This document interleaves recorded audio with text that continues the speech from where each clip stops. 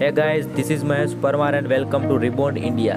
रसिया Ukraine war से India को एक बात तो समझ आ गई कि दूसरों पे डिपेंड रहना कितना घातक हो सकता है इंडिया के लिए। इसीलिए India make in India, made in India, आत्मनिर्भर भारत और गति शक्ति जैसे इंफ्रास्ट्रक्चर और बड़े बड़े प्रोजेक्टों पे काम कर रही है और बड़ी स्कीमें ला रही है ताकि इंडियन बिजनेसमैनों को ज़्यादा से ज़्यादा सपोर्ट किया जाए। और इंडिया में ज़्यादा से ज़्यादा इंफ्रास्ट्रक्चर बनेंगे तो इंडिया की अनएम्प्लॉयमेंट रेट को भी कम किया जा सकता है। और अनएम्प्लॉयमेंट कम करने का सबसे अच्छा माध्यम है इंफ्रास्ट्रक्चर में सबसे ज़्यादा रॉ मटेरियल की जरूरत पड़ती है तो वो है सीमेंट और स्टील। तो मैं आज आपके लिए एक ऐसे ही कंपनी ढूंढ के लाया हूं जो कि एक स्टील सेक्टर में बहुत ही अच्छा काम कर रही है। अब आप सोचोगे कि स्टील सेक्टर में ऑलरेडी टाटा, वेदांता, JSW, सेल जैसी बहुत ही बड़ी जायंट कंपनियां हैं, तो सिर्फ ये कंपनी ही क्यों? क्योंकि इस कंपनी का मेन बिजनेस स्पोंग आयन का है जो कि स्टील बनाने में यूज़ होता है। जैसे इंफ्रास्ट्रक्चर में रॉ मटेरियल है स्टील और सीमेंट, जैसे ऐसे ही स्टील बनाने में भी रॉ मटेरियल है स्पोंग आयन। तो ये कंपनी इन सभी कंपनियों को अपना बनाया हुआ स्पोंग आयन सप्लाई करती है। अगर हम इस कंपनी के CAGR रिटर्न की बात करेंगे तो 43.3% है। CAGR मतलब कि कंपाउंड एनुअल ग्रोथ रिटर्न, मतलब कि साल में ये कंपनी आपको कितना रिटर्न बना के दे सकती है, जो कि 43% मतलब कि 50% के आसपास आपको ये एक साल में रिटर्न बना के दे सकती है कम से कम। अगर हम इस कंपनी में कर्जा देखेंगे तो 0 करोड़ है, मतलब कि ये कंपनी कर्जा मुक्त है कंपनी।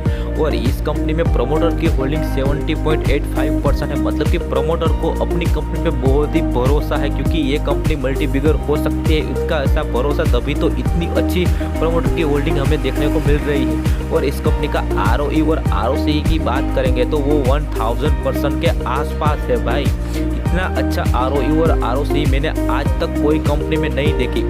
और इस कंपनी का सेल्स और प्रॉफिट ग्रोथ देखेंगे तो वो भी 3 डिजिट फिगर में है, मतलब कि यहाँ इस कंपनी में 2 डिजिट वाला सिस्टम ही नहीं है। इतनी अच्छी स्ट्रॉन्ग फंडामेंटल वाली ये कंपनी है भाई।